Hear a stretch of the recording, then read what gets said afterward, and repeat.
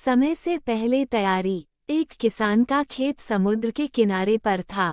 उसने इस खेत को किसी अन्य किसान को इस खेत में काम करवाने के लिए कई विज्ञापन दिए, लेकिन ज्यादातर लोग समुद्र तट पर स्थित खेत में काम करने के इच्छुक नहीं थे। समुद्र के किनारे प्राय भयंकर तूफान उठते रहते, जो जान माल और फसलों को नुकसान पहुंचाते थे।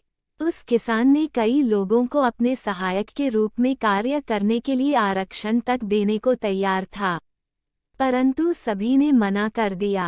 अंत में एक बुजुर्ग इस काम के लिए तैयार हो गया। वह बुजुर्ग व्यक्ति व्यवहार में बहुत ही टेढ़ा था। वह बहुत कम बोलना पसंद करता था और उसका शरीर दुबला पतला था। वह बुजुर्ग व्यक्ति किसान के पास आया। किसान ने उस बुजुर्ग व्यक्ति से पूछा, खेती किसानी जानते हो?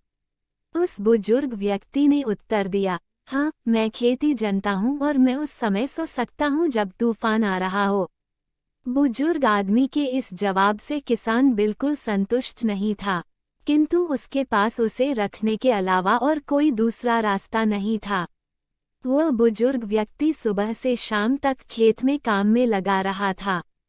किसान भी उसके काम से संतुष्ट था। एक रात समुद्र की ओर से तूफान की खौफनाक आवाजें आने लगी। किसान काफी डर गया। किसान अपने बिस्तर से बाहर निकला और अपनी लालटेन को जलाया। इसके बाद वह किसान दौड़ते हुए उस बुजुर्ग व्यक्ति के पास पहुंचा। वह किसान बहुत ही नाराज हुआ, ये देखकर कि इतनी तूफान में वह व्यक्ति सो रहा है। उसको झटका देकर किसान ने जगाया और कहा, जल्दी उठो, तूफान आ रहा है। सभी चीजें को बांध लो ताकि तूफान उन्हें उड़ाना ले जा सके।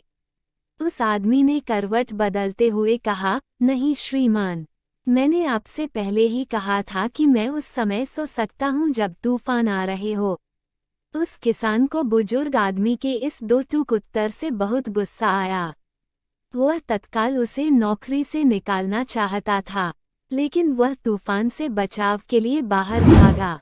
बाहर का नजारा देखकर वह व्यक्ति आश्चर्यचकित और खुश दोनों हुआ। उसने देखा कि खेत की सूखी घास के ढेर तिरपाल से ढके हुए थे। सभी गाय अपने तबले में बंधी है और मुर्गियां अपने दरबे में थी, साथ ही साथ दरवाजे बंद थे। हर चीज भी बंधी थी और एकत्रित थी। कुछ भी तूफान में उड़ नहीं सकता था। किसान को तब जाकर उस बुजुर्ग आदमी की बात का अर्थ समझ में आया। वह किसान अपने बिस्तर की ओर लौटा और आराम से सो गया।